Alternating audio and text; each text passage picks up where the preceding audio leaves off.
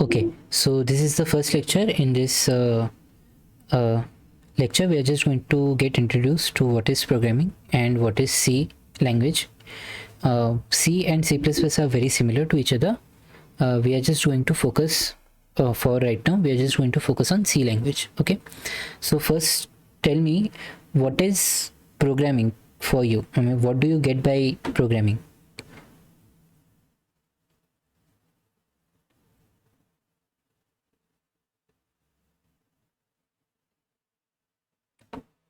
Why do you need to program? What is the reason for programming?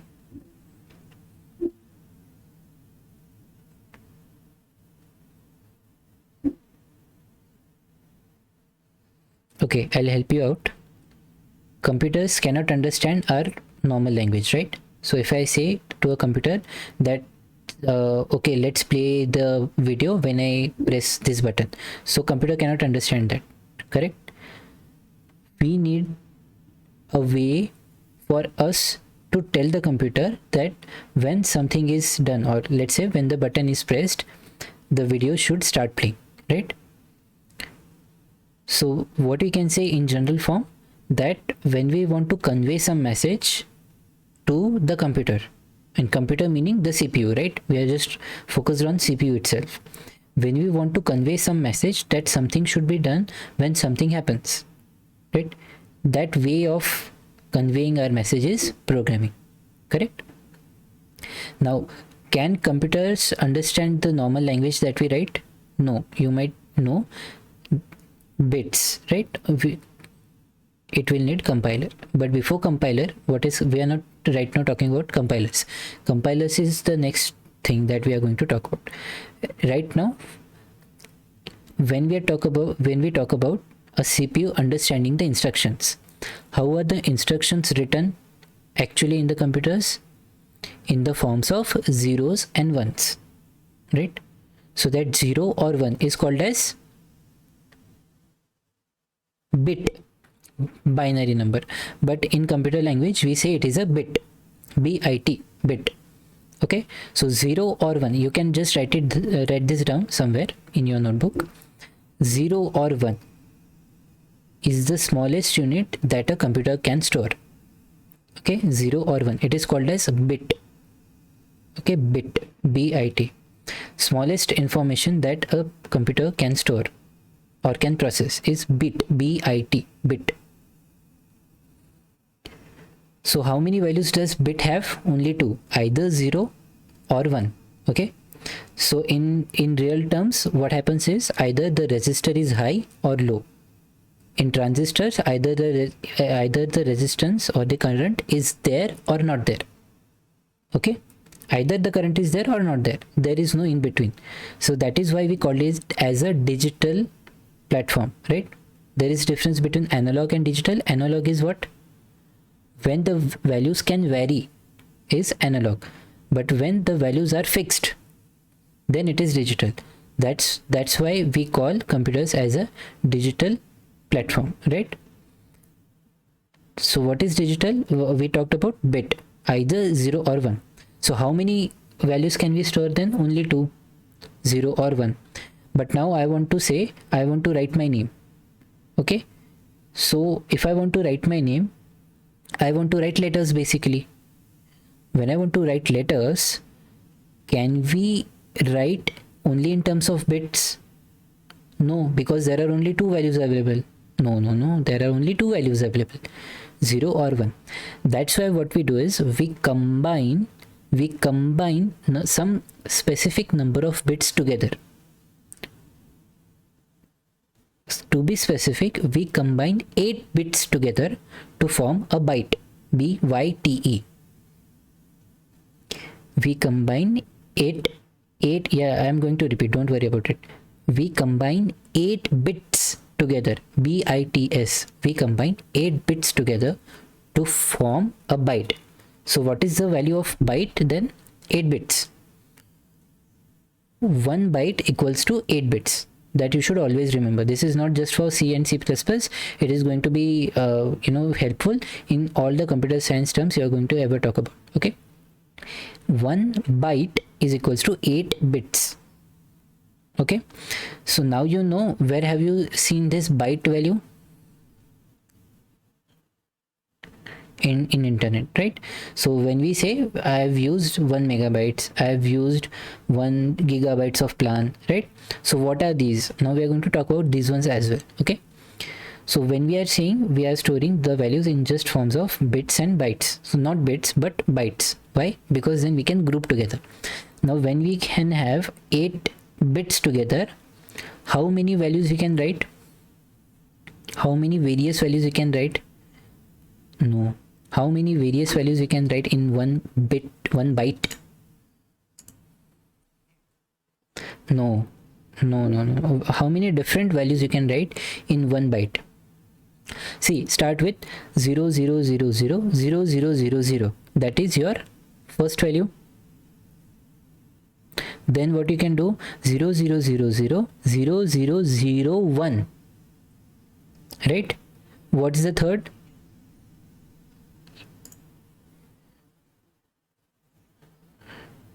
No, 1 0 only. 8, you have to be very specific, huh? 8 only.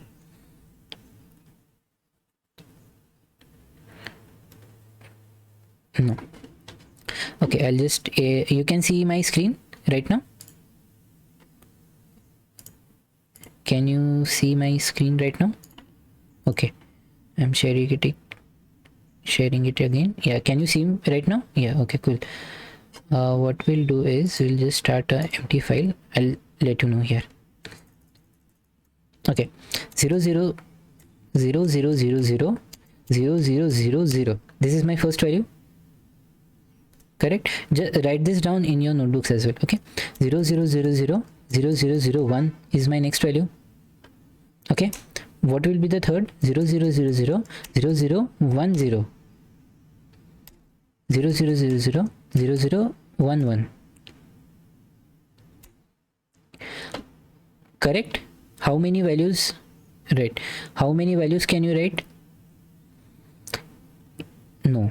In how many specific? How many specific? In maths, no, we have to calculate. How? In maths, we have already seen this. In permutations and combinations. In maths as well. In permutation and combination, we had this. We have 8 spaces. We have 1 2 3 4 5 6 7 8 spaces, and each space can have 2 values. Each space can have 2 values, right? These can have 2 2 2. How many total number of values we can have then? 2 raised to number of spaces. How many spaces we have? We have 8 spaces. Correct? We have total 8 spaces. Can you see? Can you understand? We have 8 spaces, this 4 and this 4. Correct? We have 8 spaces to fill up. Each space can have 2 values, either 0 or 1. Right? So how many total number of values you can have by using permutation and combination? How many we can have? 2 raised to 8. How much is 2 raised to 8? How much is 2 raised to 8? 216. Are you sure? 256. 256. Okay. Just write this down as well. Okay. 128, 256, 512, 1024. Okay, 1 2 3 4 5 6 7 8 9 and 10. Okay, just write these ones as well. Okay, because this is going to be useful later on, which we are going to discuss. So in 1 byte, how many values you can have? You can have a total of 256. Okay, you can have a total of 256 values. Okay, no problem still. Now you can have 256 values, right? As of now. Okay, so how many characters can a computer count then? 256, right? We are going to talk about ASCII values later on, not right now. There is something called as ASCII values. So that's American standard of nomenclature for each character. Okay, so we're going to talk about this later on. Right now, you just remember that we can have 256 values in one byte. Okay, 256 different values or different characters in one byte. Okay, so far so good. Now when we talk about one, so how does nomenclature works?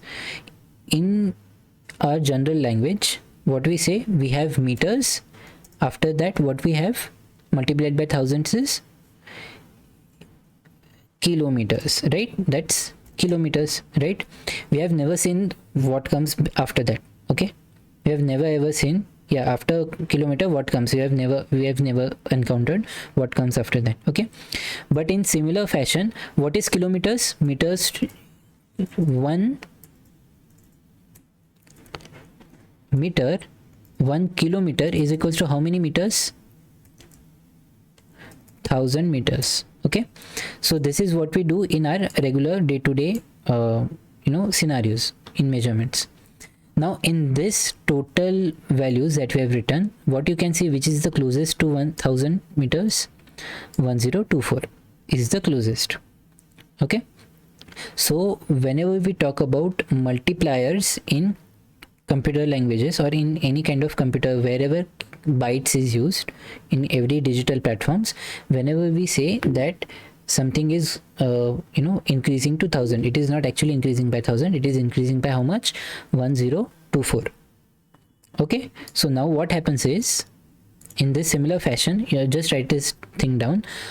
1 kilobyte is equals to 1024 bytes.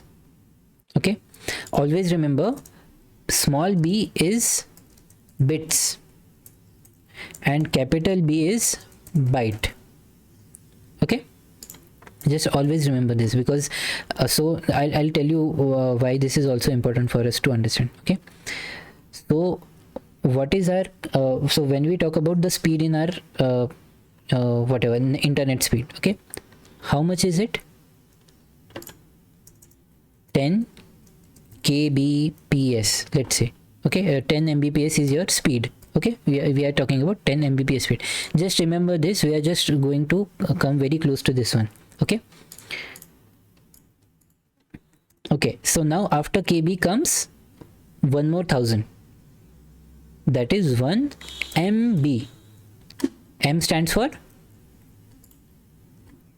megabytes. Okay, 1024 kilobytes.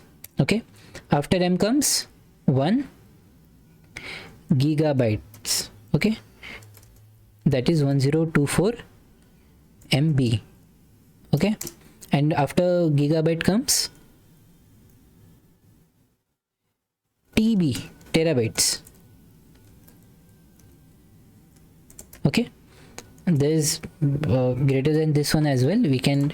Okay, so now what happens is this kmgt. Okay, kmgt, always remember, kilo, mega, giga, tera.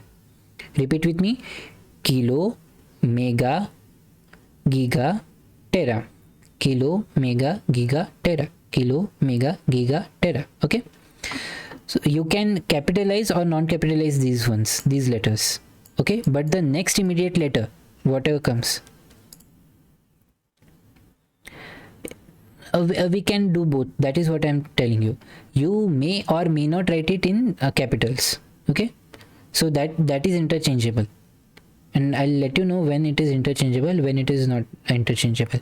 But usually it is interchangeable, because there is nothing which is going to collude with k. So k always stands for kilo, so you have no reasons to change it. In physics, we had small p, capital P. Both the p's stand for two different things. In here, as far as you have nothing colliding with it, we can use it interchangeably. Small or capital is not going to make much of a difference. What is though going to make a difference is here. Now let's say our ISP, that is internet service provider, is giving us the speed of 10 mbps. Okay, what does this means? How many bytes of data can we have? Are we going to have any data in bits? Are we going to have any data in bits? No, we are not going to have data in bits. I want data in byte. Why? Because then I cannot store characters in bits. Can I store any characters in bits? No, we can't. So the only useful information is at least 1 byte that I need. Let's say I want to write my name. Okay, my name is SAMYK, that's 6 letters. So that would be 6 bytes. Right? Bits is not going to make any sense to me. I need bytes. Okay. So, but what do these people do is, when they say that you are going to have 10 Mbps, always see that the B is always small. This actually means we are going to have a speed of 10 by 8 megabytes per second.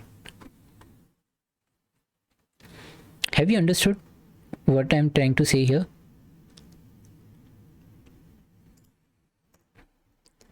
One byte is equals to 1/8 bits. Okay, so now try to understand. We have two terminologies to work with: bit and byte. Okay, bit. Okay, right? You have understood this. Yeah, this is a little bit difficult to grasp, right? Now when they are saying that we are giving you a speed of 10 Mbps, the B is small. So they're not talking about bytes, they are talking about bits, right? They are talking about bits, not bytes. Correct? This much you have understood? They are talking about bits, not bytes. But for me, or for the user, bits holds no value. We have seen, if I want to write my name, I need a byte. I cannot work with bit because bit has only 2 values, either 0 or 1. That is of no use to me. At least I need 256 values, each one of which will be allocated to one character. Let's say 0 is allocated to A, 1 is allocated to B, 2 is allocated to C, and so on and so forth, right? So there are 256 characters that I can write in 1 byte. So that is the minimum amount of information that I need in byte, right? So how many bytes can be there in 10 bits? What we do? Yeah, see, simple maths, huh? Simple, very, very simple maths. Just look at here. 1 byte is equals to 8 bits, right? 1 byte equals to 8 bits. I want to take this 8 here. What do we do? 1 by 8. 1 by 8 byte is equals to 1 bit. Have you understood this simple maths? We have just taken this 8 to there in the denominator. Correct? So if we want to convert 1 bit to byte, what we have to do? Divide by 8 basically. Every time we have to divide by 8. So that would be same for each and every one, be it kilo or be it mega or be it giga or be it tera. We basically have to convert bit to byte. Bit to byte is 1 by 8. Byte to bit is times 8. Byte to bit is 8 times. Can you see here? 1 byte is equals to 8 bits. But 1 bit is equals to 1 by 8th of a byte, right? I want a byte, not bit. So if the ISP is saying, the internet provider is saying that I'm giving you a speed of 10 Mbps, which is always in smaller. What does that basically mean? What I'm getting, this is this much, 10 divided by 8 Mbps. The B is small, bigger this time. Okay, so we are talking about bytes. This is 1.25 megabytes per second. So the actual speed that you're going to get is 1.25 megabytes per second and not 10. So when you go to downloading any file or any video or anything, you will see that your speed is actually this one, while downloading. That is the max it can get. 10 by 8, 10 by 8 is 1.25. Okay, if my maths is not wrong, which, right? I'm always confused with this maths. Yeah, 1.25. Okay, so this is actual speed that I'm getting. Okay, why we have to remember all of this? Because this bits and bytes is going to be useful later on in C programming. Okay, in C programming, this bits and bytes is going to be very useful later on, not right now, but later on. That's why we are understanding all of this. Okay, so when I say that I have let's say I'm giving you this okay, let's say you have 40 Mbps of a speed. Okay, how much would be the maximum speed in bytes, the actual speed that you're going to get? 5 MB per second. 40, that's divided by 8. Okay, so that's 5 megabytes per second. So always remember, B, capital B is byte, which is useful information. This smaller information is useless. So what actually happens is, they actually want to give you this speed, right? Actually you're going to get this speed, 1.25 megabytes per second, but this number looks smaller. That's why they multiply by 8 and tell you that you're going to get 10 Mbps of a speed. Actually this speed is useless. This is of no use at all. Okay, so that is 1.25 Mbps of the speed that you're going to get. So let's say I want to download a video of 125 MB, which is never in bits. It is always this one, 128 MB file. Let's say I want to download 120 by 8, 125 will keep. Okay, so the file size is, let's say, 125 MB. Now this B is always going to be byte, not bit. Are you getting my point? This B, whenever we talk about any kind of a file that we are going to download, bits is of no use at all. The minimum that you require is a byte. Bit is only what computer understands, but is of no use. We always have to use byte for data. Okay, whenever there is any file, there is any information, we are always going to talk in terms of bytes. Okay, so if I want to download a file of 125 MB, that is 125 megabytes, at this speed given by my internet provider. This is 10 Mbps speed that is given by my internet provider. What you would normally do, or what we would have normally done, is 125 divided by 10, that is 10.25 seconds. Correct? What we would have, 12.5 seconds. Correct? That is what you would have done. I'm just checking if you are paying attention or not. Okay, so what you would have said, that I am going to take it is going to take 12.25 seconds, right? But actually how much time it is going to take? Yeah, 12.5 seconds. So but how much time it is going to take now actually? Yeah, calculate please. How much time it is going to take to download this file? You would think that it is going to take 12.5 seconds, but how much actually time it is going to take to download this file?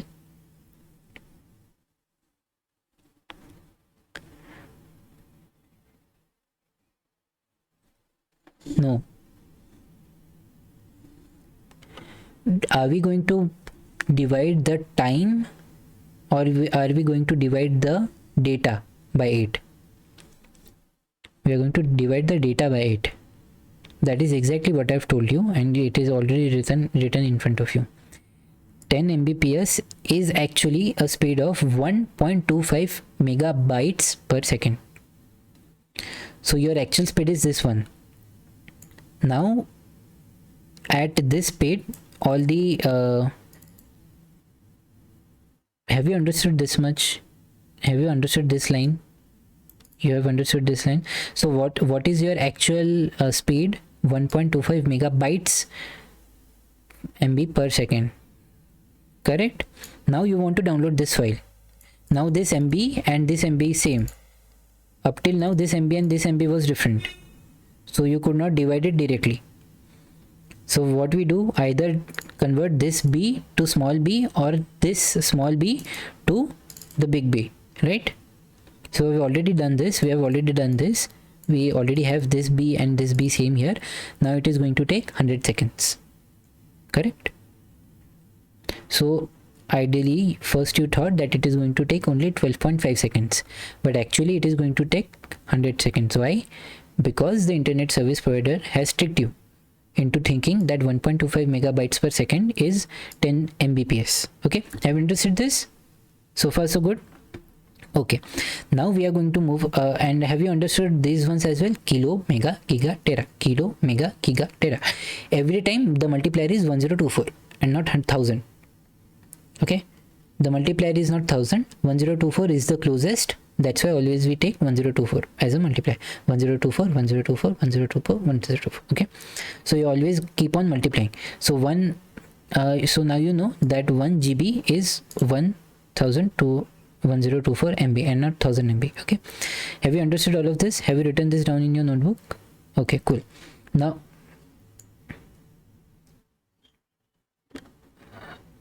okay, take the screenshot. Ideally I don't care if you are writing it down or not, but tomorrow when I ask you any question you should know. That is all I want to know. Okay, when I tomorrow ask you a question based on this, you should know. That is my whole purpose.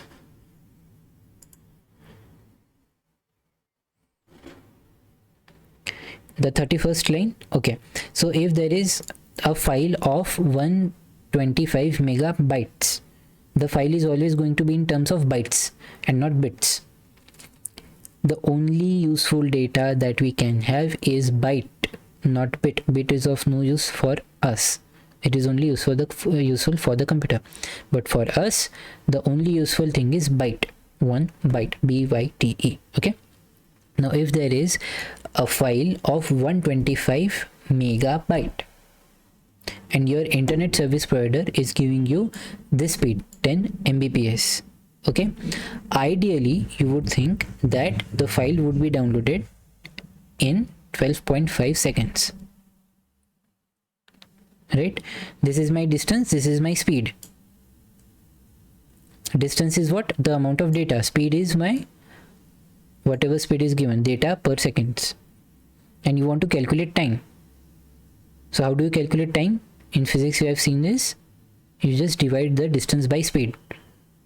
Speed equals to distance upon time, or you can just interchange the time and speed. Then distance upon speed is equals to time. Correct? So if I want to find out the time, then you would think that you will just divide this distance by this time speed and you get the time. So that would be 12.5 seconds. You would ideally think that in 12.5 seconds you would be downloading this entire file, but you have not taken care that this B and this B is different, so the units basically are different. In physics also we saw if the units are different you cannot divide it directly.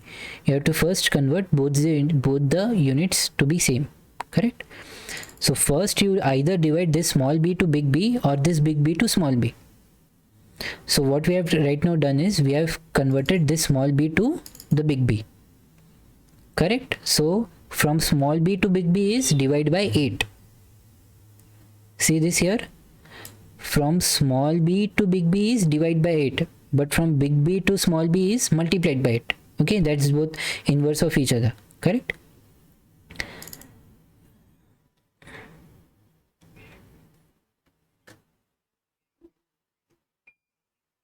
Correct.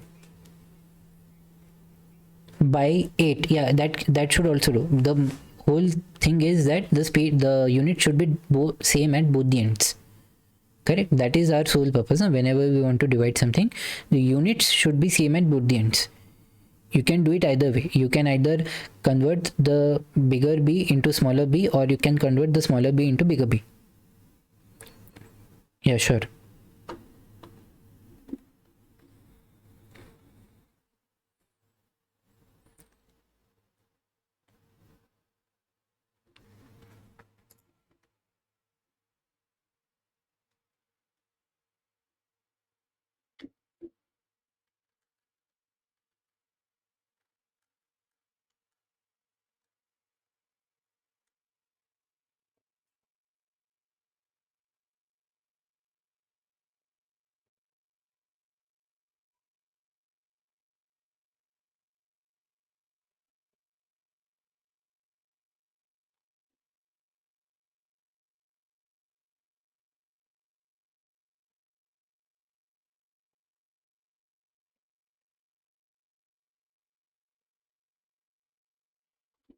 Yeah, okay.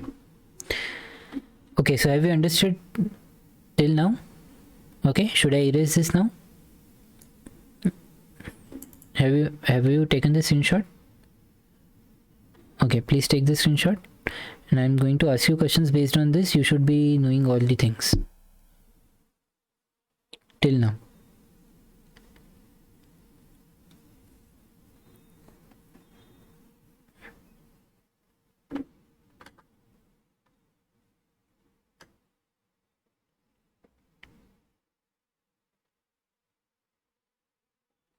Done?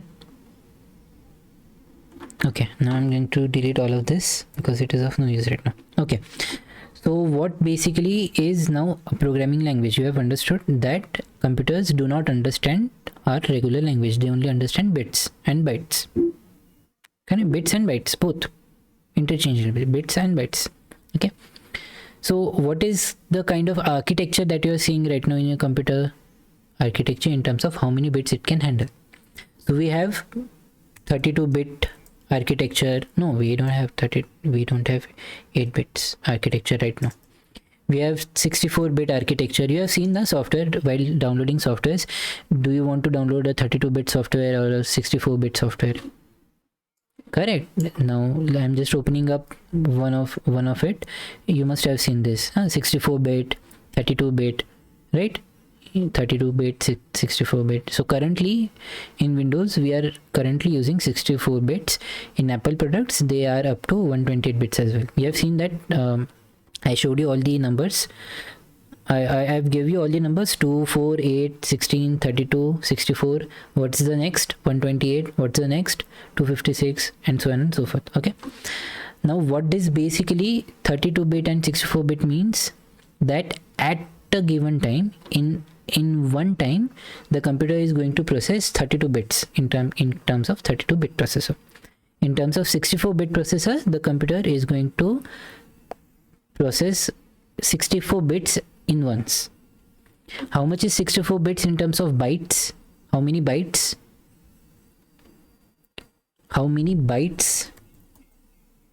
8 bytes. Correct? So what this basically means is, when we are talking about 64-bit architecture in a computer, we are basically saying that at once the computer can process 8 bytes at once in one go. Correct? In one go, in one term, it can process 8 bytes. Okay, and now when we say that our processor is of whatever speed, 1 gigahertz, 2.5 gigahertz, correct? You have seen these numbers in the processor. What that gigahertz is? Yeah, you don't know about gigahertz processor? How much is the gigahertz of a processor? 5 gigahertz processor, 2.9 gigahertz processor. Okay, we'll be seeing it later on. Okay, I'll tell you when the time comes how to calculate the speed of a computer.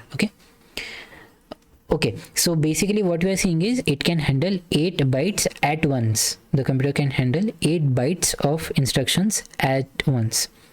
Now 8 bytes at once is 64 bits at once. Correct? So now what computer basically does is, does it require 64 bits? So we have seen there are 8 bytes, right? At once, I've already told you what is going to be the minimum number. So let's say I have to process one character. One character is of only 1 byte. One character is of only 1 byte. What is the remaining 7 bytes doing then?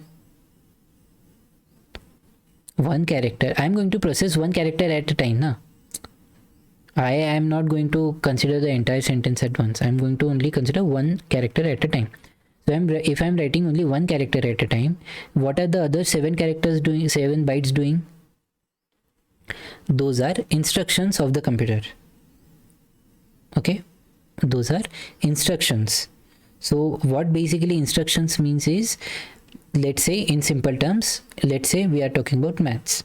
Okay, add A and B is one kind of instruction. These are called as macros, MACROS. Okay, add A and B, subtract A and B, A from B, multiply something, divide something, compare, is it equal, is it not equal, Have you understood what I'm trying to say? We are not slowly transferring from just storing the data to processing the data. Okay, we are slowly going towards computer programming. Okay, so very slowly we are just turning towards computer programming. Till now we just stored the data, now we want to process it. So let's say if 1 byte is my character, the other 7 bytes is going to hold the instruction. What kind of instructions? There are numerous instructions. Sometimes you want to add, sometimes you want to subtract, sometimes you want to just compare, sometimes you want to shift it somewhere. You'll see that shifting and all later on, but you have understood. We are now the remaining part of that bytes is going to be for the instructions to the computers. Can we do we have to manually write those instructions? Yes and no. How? If both ways. There is something called as an assembly language. Okay, assembly programming. Assembly programming looks like add R1 R2. Just write this thing down. It will be subtract R2 R1. Okay, these are kinds of instructions that we write in assembly programming. Okay, these are the kinds of, so I told you these are the instructions that we are going to do, correct? Multiply, let's say R1 R2. Okay, so these are the kinds of instructions that we are going to write in an assembly language, correct? If we want to compare whether the two numbers are equal, R1 and R2 are just variables. Right now just consider them as variables. I'll tell you what these R1 and R2 are later on.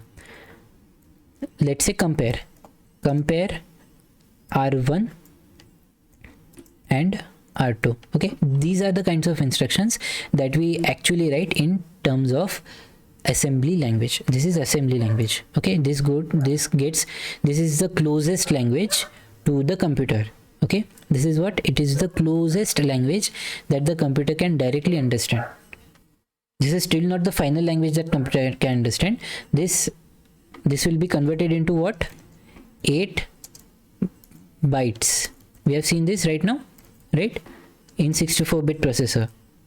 In 64-bit processor, correct? This entire instruction is going to be converted into 8 bytes so that it can handle whatever it wants to, correct? Have you understood till now? So this is something called as assembly language, assembly programming. Okay, just write this thing down, okay, because it is going to be important now, just now. Assembly programming is the nearest language or a nearest programming that the computer can understand. It is the lowest level of programming. Okay, just write this thing down. It is still used. It is sometimes still used when you have all those people who are actually making or building the CPUs. They have to write the assembly programming language. They need to know the assembly programming as well. If you take computer science, you'll be having these instructions later on. You'll be having a complete subject dedicated just to assembly programming.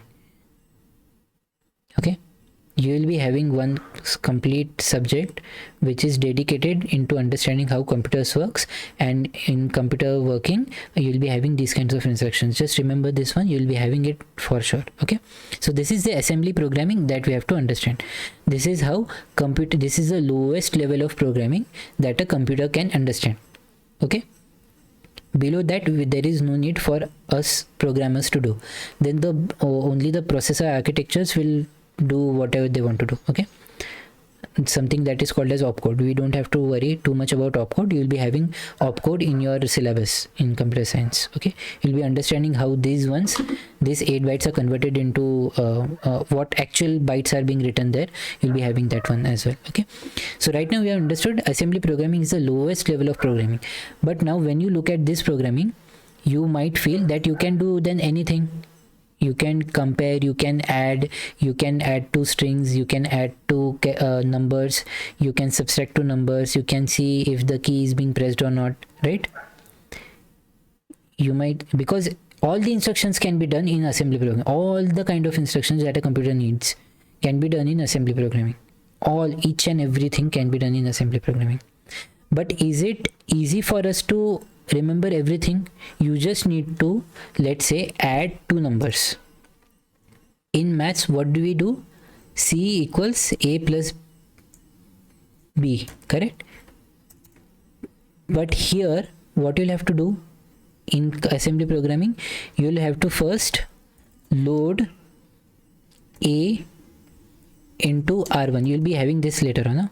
Load B into R2. So R1 and R2 are basically places where actually places in the RAM. You know what RAM is in a computer, right? So there is RAM, there is cache as well in the processor itself. So it is kind of a RAM itself. Okay. So first we do, from our hard disk, we take A value and load it into RAM. First slot of RAM, let's say. Then we load B value in the second slot of RAM. Then we sum or add R1 and R0. Then we add R2 and R0. And then we store R0 in C. Try to understand. R0 is another space where you will be loading up C value. Right, here you have three variables now. C is basically A, B and C are places in our hard disk. Let's consider, okay? Though it is not entirely proper, but I'm just giving you a reference. A, B, C are actually stored in hard disk, let's say. But we cannot directly process the data from the hard disk. You have to first load it up into RAM. So first I load A value from the hard disk to RAM 1. Then I load B value from the hard disk to RAM 2, RAM slot 2. Then I add R0. Let's say R0 is another RAM place, or we can keep it as R3 as well. No issues there. Let's say R0, and R0 is already 0 because nothing is being loaded there. Now first of all I add the R1 value to R0 value. So that 0 plus R1 is stored in R0. Yeah, it is stored in R0. No, but the slot will not change. Na? The value will be added, but the slot will not change. Slot, it is just a variable name. R1 is just a variable name. Some slot in R1, some space, some 1 byte or something in R1 RAM. I'll just do this. It is a little bit difficult, I told you already. So places in, let's say, hard disk. It is not entirely proper. For now I'm telling you this one, but it is not entirely R1 and R2 are places in RAM. Okay. So what I've done is basically have you understood these two? From hard disk I brought the value to RAM. Everything that happens is always going to happen in RAM itself. It is not, nothing is going to happen in hard disk. Okay, it has to be first loaded to RAM, and once all the processing is done in RAM, it is again stored into hard disk. Okay, so let's say I have three values: R0, R1, R2. R0 is for C, R1 is for A, and R2 is for B. Okay, so I loaded first the value from hard disk to RAM, some slot in RAM. Then I loaded B in second slot in RAM. Then I added R1 into R0. It automatically gets stored in R0. Then I add R2 in R0. It automatically gets stored in R0. So that's 0 plus A is A, and then 0 A plus B is A plus B. Correct? Have you understood what is going on? Here this is 0 plus A, correct, and this one is what? A plus B, correct. This, have you understood this one till now? Okay, now R0 holds the value of A plus B, which we will store into C. correct? This is how you do addition in assembly programming. This is how you do addition in assembly programming. Is it now when you think in terms of this, a simple mathematical statement like C equals to A plus B needs 4 to 5 instructions. Okay, what it may vary sometimes. If it is already in the RAM, then these 2 lines will not be required. If you don't want to store it somewhere, then these 2 lines will be not required. So you can at least see that 2 to 5 lines are required just for a simple operation like C equals to A plus B. Correct? Understood till now? Now this is the reason why programming languages were developed. What is the use of compiler? Compiler compiles this language and converts it into this language. Have you understood the need of a compiler now? What is going to do? What the compiler is going to do? Compiler is going to convert high level statements into low level statements, okay, or high level instructions into low level instructions. So write this thing down. Compiler converts high level instructions to low level instructions.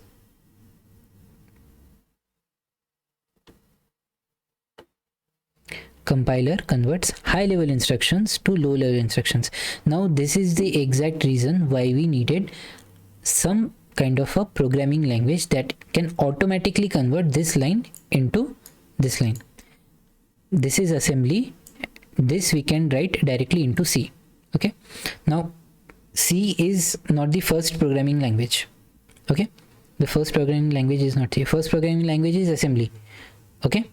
Assembly is the first programming language. Then there were other languages as well. There was Pascal, there was Basic, if you have heard of Basic, there was Fortran as a programming language. There were many different programming languages available. Okay, if you want to read about them, you can read. It might not be useful for you to study those languages right now because they are obsolete now. No one uses those languages anymore. Okay. So C is one of the language which was very easy, and as well as it was closer to the system as well, to the computer as well. So it is a low level programming language. This C is not the lowest level of programming language, but it is still a low level programming language. Now other programming languages, when we talk about, let's say Python, when we talk about Java, these are high level programming languages. You will be only writing the very basic statements like we talk in English.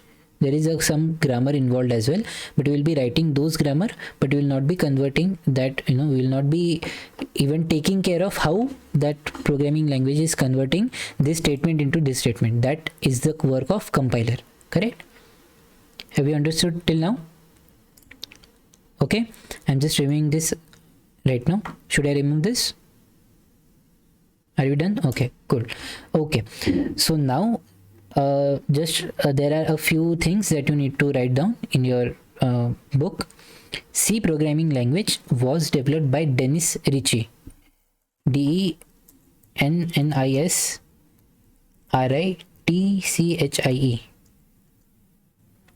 He was, I'm just writing this down. You can see in the screen as well. Okay, Dennis Ritchie, and he was working in Bell Lab.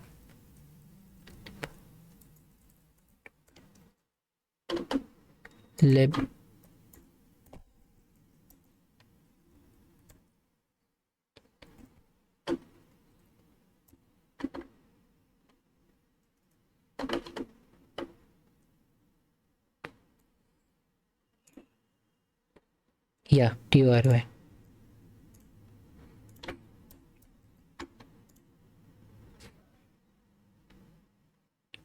Okay, and this was developed specifically for Unix OS. Have you heard of this Unix operating system? You have only heard of Windows operating system, right? Windows or Mac operating system. You know Mac OS, Linux, right? So the correct. So Linux is basically Unix with some additional features is Linux. Okay, so the base level programming actually operating system is Unix. Linux also uses Unix at the backend. Okay, so Unix operating system was developed And for that purpose, for developing the Linux Unix operating system, this guy Dennis Ritchie, he was working at that time in the Bell Laboratory. I think it is in England somewhere, in UAE, sorry, in Europe somewhere. Okay, so there he developed a programming language called C. Okay, so he developed the programming language C. C++ is just some additions to C, and that becomes C++. Okay, we'll, yeah, a little bit upgrade, not upgraded, there are some features added. Okay, so it is a entirely different language, but it uses the same compiler. You don't need separate compiler for C and C++. Same compiler can do the job of C as well as C++. Okay, so far so good. We are going to talk about C++ later on. Right now we are just going to focus on C. Okay, so C is a low level programming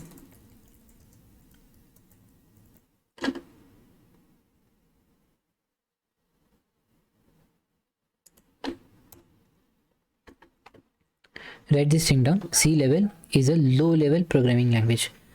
Low level programming language means we are going to have the closest nature to what computer can understand. We are seeing assembly language, so C is very close to what assembly language can do. Okay, done. Okay, now what we are going to do is, first you need to download the C compiler. Okay, so there are various compilers that you can download. There is, I think, if you come from some background, if you have seen C in C++ programming somewhere, you might see that there used to be a program called Turbo C or Turbo C++. It was very low level of a compiler, or a compiler, we can say, editor, basically code editor, but that's something we no longer use. Basically we can use NetBeans or code blocks. So right now I would want you to search for code blocks right around here. Code blocks, code : blocks.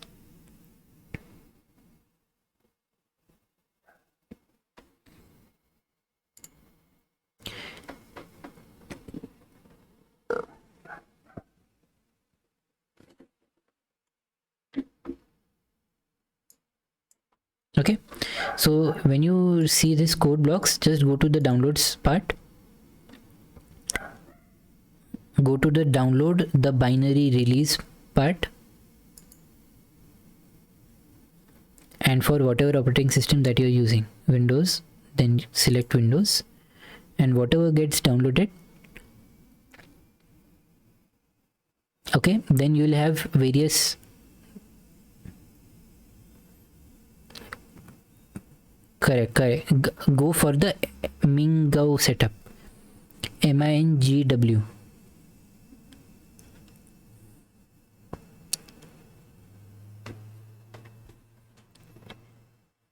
setup. Yeah, the first one itself, exe file.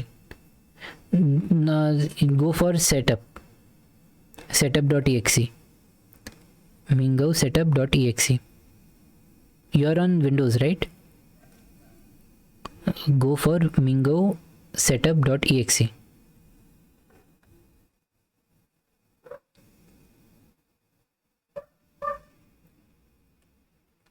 Okay, that is basically, Mingau is one of the compilers which can handle both of the programming languages. Okay, there is code blocks which you can download without the compiler as well, and it will still work. Okay, so while it is downloading, you can come back to the screen. If have you started downloading it? Okay, so you can see that later on as well. We can get to that later on when we, yeah, wait.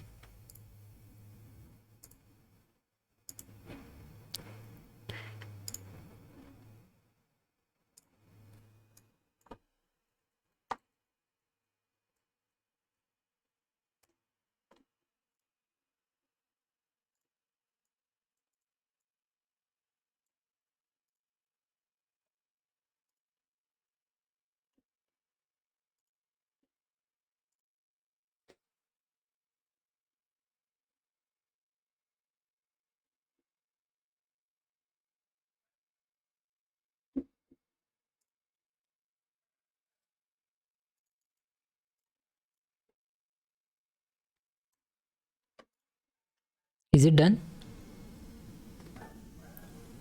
Okay, okay, let it download for a while and come to the screen again. Okay,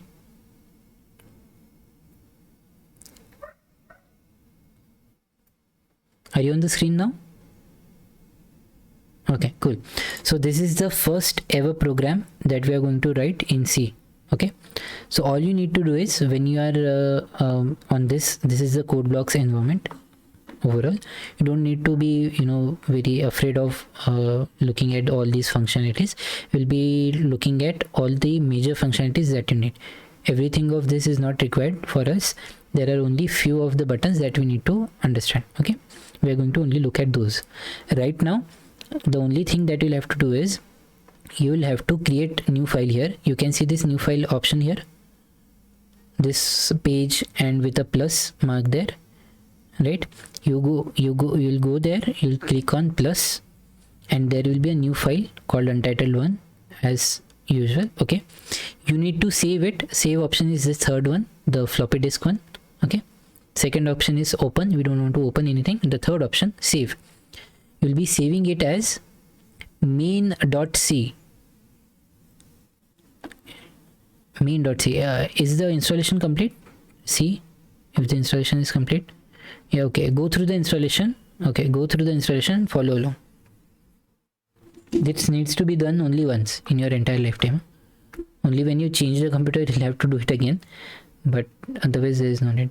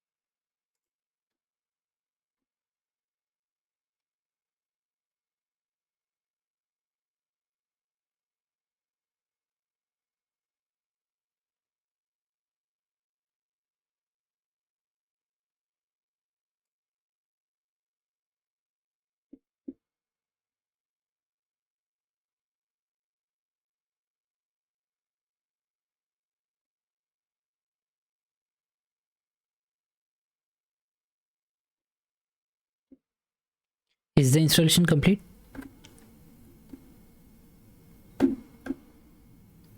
Can you share your screen so that I can also see what is going on?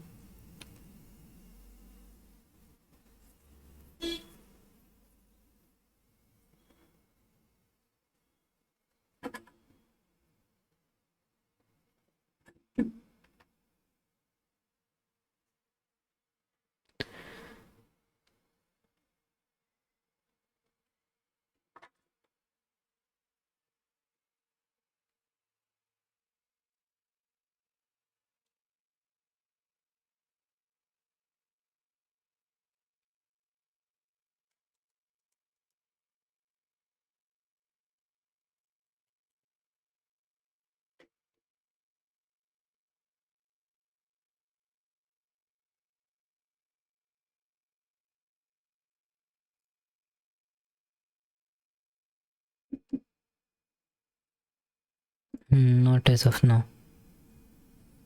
Yes, I can see it now. Okay.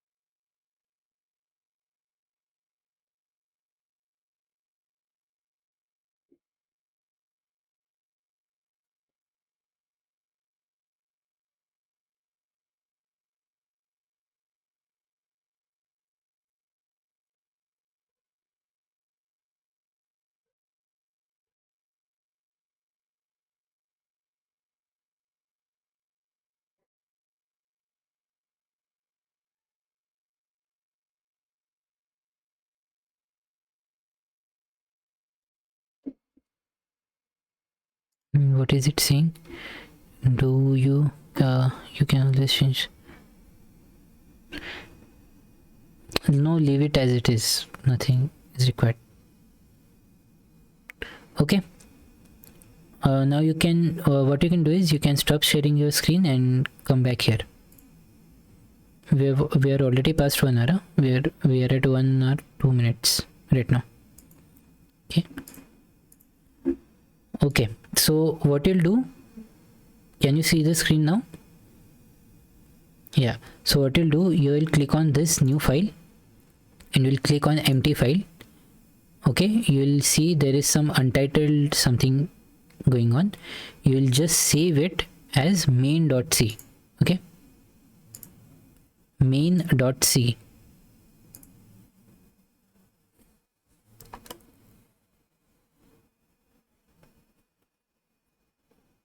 small c. Yeah, you can do both, but go with small c right now.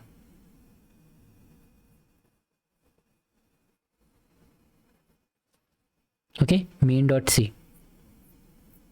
Done. Okay, now I am sharing this code with you on your Google Meet. No, not WhatsApp, Google Meet right now. You can just copy this out and paste it there. Okay, just copy from hash include to the bracket at the bottom. Okay, return 0 semicolon in bracket at the bottom.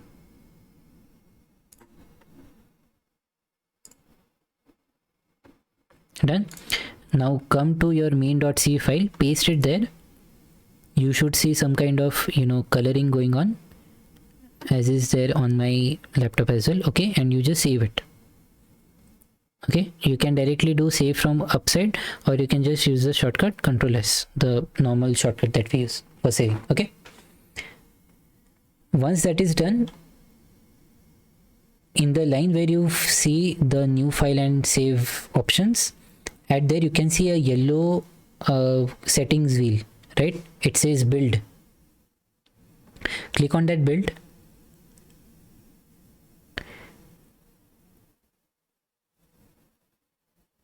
Okay, and at the bottom see,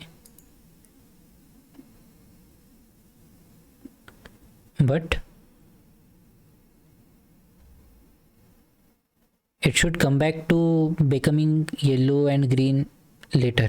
I mean after a few seconds. Is it there? Okay, cool. Now there is a play button or run button on the right side of it. Just click on that run. And a new window should open, a black window, that command prompt, and it should say hello world. Correct? Okay. It should say hello world. Correct? Correct. And then process returned 0 something. Okay, correct. Don't press anything right now. Don't press anything. Just bring that window to side so that you can see the code as well as this window at once. Okay, just drag the window to somewhere place where you can see both of them. Okay, now we are just going to very quickly understand what is actually happening with all of this, and then we will be looking at from tomorrow onwards we'll be looking at the understanding of each and every code in the C programming language. Okay, so this is our hello world program in C programming. Okay, this is the first program that you would be ever writing in C. What I would suggest you to do is you have a folder with you where you will be saving all these files. Okay, so keep a very complete separate folder, and every program for here onwards that we're going to write, you should save it as a separate file, and you should always do all the comments that I ask you to do. Okay, now once that is done, okay, now the first line is in the green, hopefully, that says include stdio.h. correct? Now those are called as directives. It will be, yeah,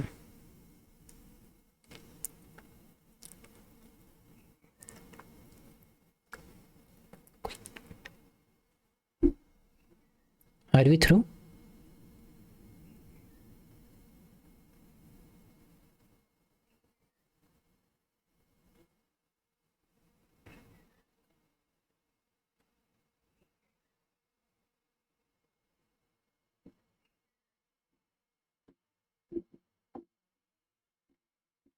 Done? Okay, cool.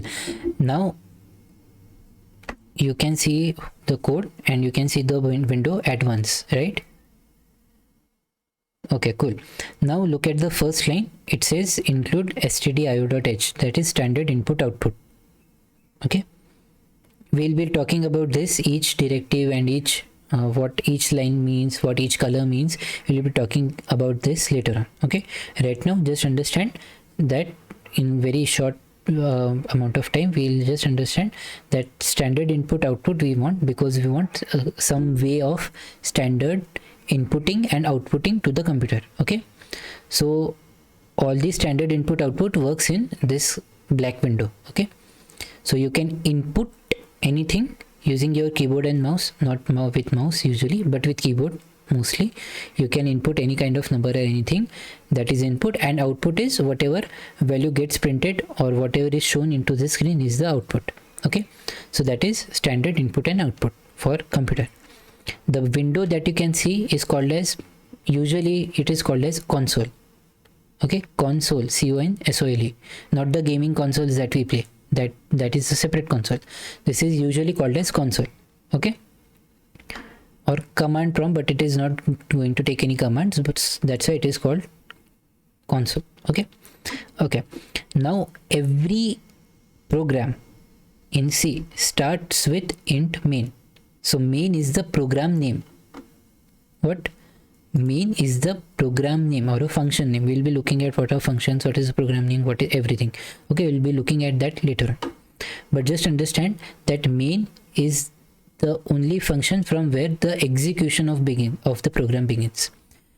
Whatever you write, if there is no int main, in the program, that program is not going to execute. It will build, but it will not run. Okay, for running we always need at least one and only one main function. Okay, one and only one main function. If there are multiple main functions, it will give you error.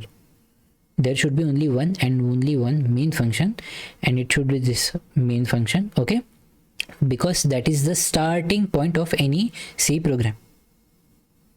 You write anything, but it will always start with main function. Whatever is written in main function will be executed. Everything else will not be executed at all unless it is used in the main function. So let's say I have a separate function called as not so main. Okay, int not so main something. Okay, unless I use that function in main function, that function is not going to execute. Have you understood? Main function starts from a curly braces, ends at the curly braces at the bottom always. So everything that is written inside of those curly braces, the red curly braces at the top and the red curly braces at the bottom, that is all included in the main function. Okay, you can see some indentation given. Indentation means some spacing is given, right? So if you look at the next line, printf does not start at the line of int main. It always starts with a tab, the tab that you use in the computer. Okay, usually 4 spaces, 2 or 4 spaces. Okay, so always we are going to use that tab. If we don't use that tab, then also it is going to run. If we don't use the tab, then also the program is going to run. But we have to take some standardization. We have to keep it very organized.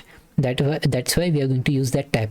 Okay, we want to keep the program organized, so we use the tab. You will see why organization is needed when we go to longer codes. Okay, now the first line that you see in the int main is, you can see that slash star and ends with star slash. Okay, my first program in C. So that gray portion is a comment. It will not be executed. Never ever it will be executed. It is just the comment in the program. Okay, we will look at what comments are and what every other functionality is later on. Right now just understand that this gray line is never ever going to execute. It is of no use. Whatever I write in this gray line is of no use at all. Okay, it is not ever going to be executed. It will only be saved in this file, but when we compile it, when we press on build now, basically it is compiling. It is converting the C programming into assembly programming. Okay, that is all it is doing. The builder. Okay, it will not, where this gray line is not going to affect on the build at all. Everything that is written in this gray line or a comment, basically that is called as a comment. Everything that you write in the comment is of no use. It will not even be looked at by the compiler. Compiler will just skip it. As soon as it understands it is a comment, it is a valid comment, it will just skip it. Whatever garbage you write there, it is not going to give you any kind of error, it is not going to give you anything. It is not being used. Okay, it is only for programmers to organize their files. Okay, it is only for programmers to organize the files. Okay, you'll see why organization is needed later on. Okay, now look at the first black line. That is the first line. It will be executed. Printf hello world /n. Okay, so can you see when I say print, and f is, let's say, function, but that's a name function, printf, print function, and what I'm doing in the print function, hello world /n. Okay, can you see that hello world exactly being written in the console as well? The exact same hello world that you are doing here is being there written there. Okay, what is /n? This \n. Enter that we press, we press enter in Word file, right? Enter. What does enter do? What does enter? It skips to the next line, right? It skips to the next line. That is \n everywhere in documents as well. Actually you are pressing enter, but actually in the backend it is doing /n. In any kind of programming language, wherever you see \n, that \n is basically next line. Go to the next line. So can two enters. Yes, we'll try to we'll try to do that. Have you tried doing it right now? Okay, you've read about it. Okay, we'll try to do it here as well. Okay, so have you understood what is that line doing? Print that hello world as it is in the console and go to the next line. Can you see one blank next line after the hello world? Right, there is one blank line and then there is processor return 0. Now where is being returned 0? Can you see the next line in the printf is return 0? That return is a keyword. We'll be looking at what those tokens are.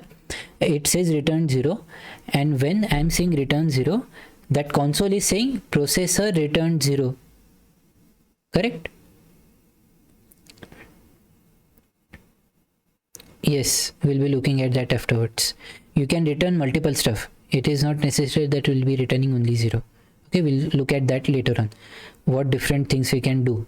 Okay, that is what programming is. You need to understand what function returns what.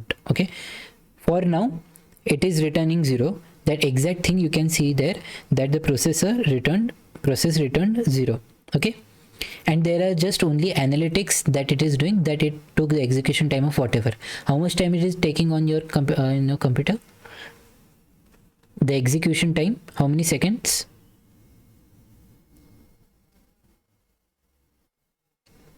Is the console open? Yeah, so there is hello world, there is processor return 0. Okay, 0.037 seconds. That is how much time it required for the computer to process this complete code. Okay, so multiple times you keep on pressing that. It may get slower, it may get faster, that just depends. Okay, now you can press, now then it is saying press any key to enter. Just press any key to enter or continue, and yeah, that console will go away. Correct?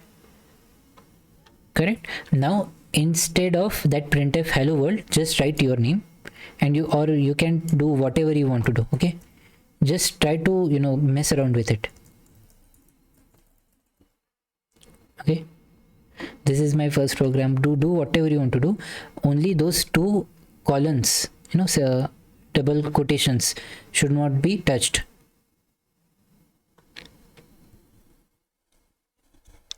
Yes, every time we have to click the build button, because once we have written a new function, a new what do you call this, a code, we have changed the code, we need to compile it first to the assembly language.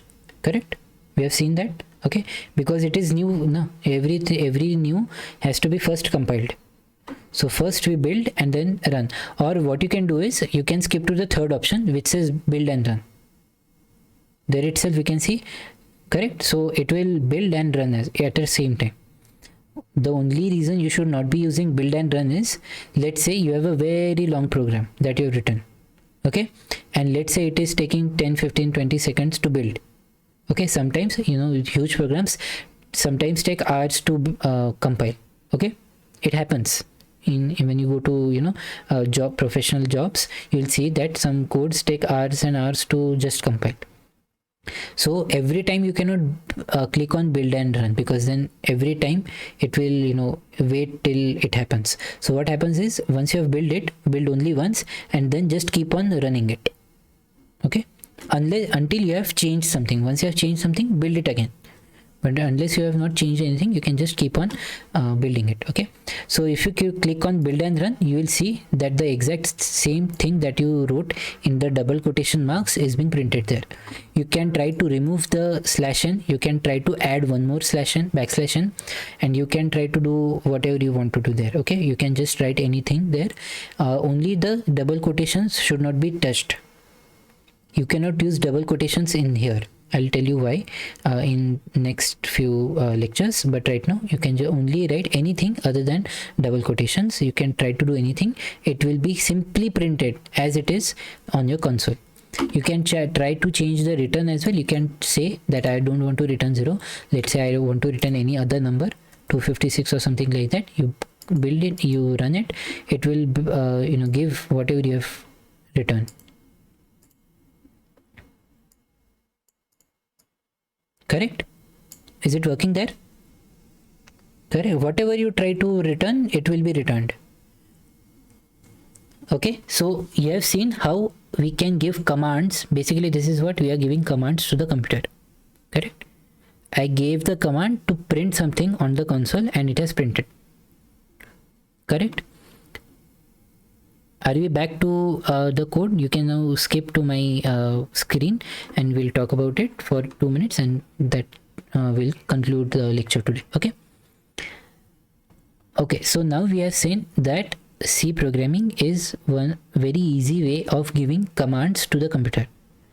We tell what the computer what the program should do, and the computer will just follow along. If I say print something different, it will print something different, right?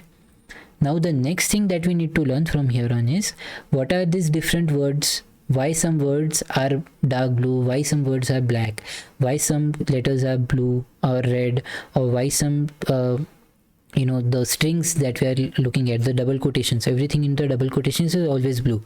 You'll not find that it is getting black somewhere. Okay, why it is so, why the directives are always green, why the need of all these numbering systems.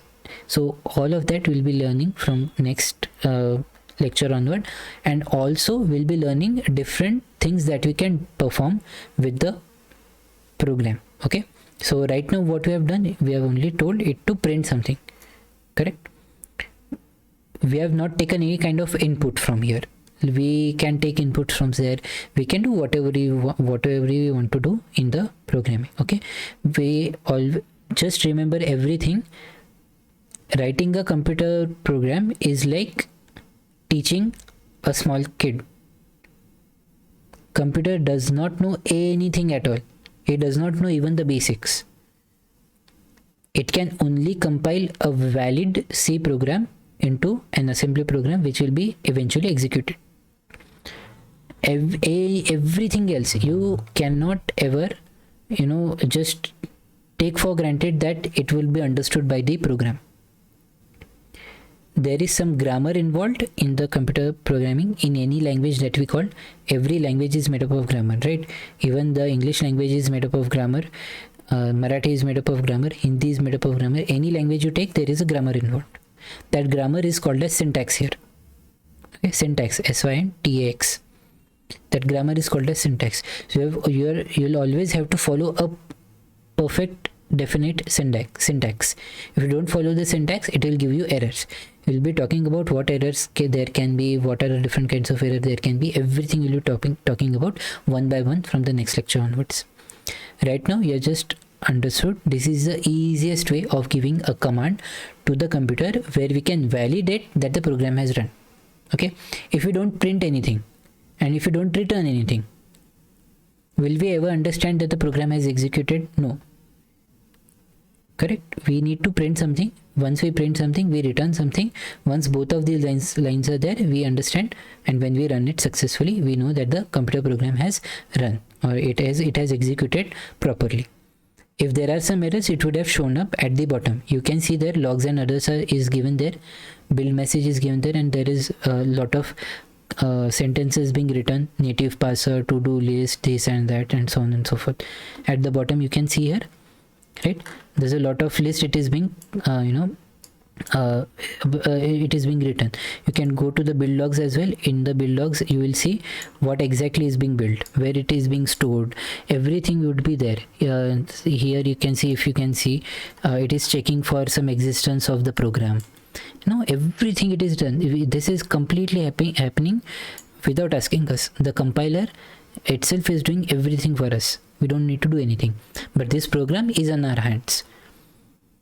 We cannot expect, I'm just saying that, print multiply this and this and give me the value. It will not understand. You will have to store it first. Unless you store it, it will not understand what to do with it. Correct? So you cannot take anything for granted in programming language. Just understand that each and everything you'll have to write by your own. It is like teaching a very small kid how to do or how to execute a task. That is what any programming language is going to demand from you. Okay, so I think this is it for today's lecture, and in tomorrow's lecture we'll be looking at even more theoretical knowledge about this programming that we have seen right now. So we'll be understanding what are different words, keywords, what are different sentences that we can write, what is allowed, what is not allowed. Okay, you cannot write anything here. You cannot write, if I let's say I just say print Samek. Are you looking at this, right? Now you might say this is what, this is print Samek. Let's say I'm doing something, print, it should run ideally, right? Now if I try to build it, you will see that error occurred here. Can you see an error occurred here, right? So this is what I have not taken care of, the syntax or the grammar of the programming language. That's why this error has occurred. Okay, so I cannot write anything here. I have to stick to the grammar itself.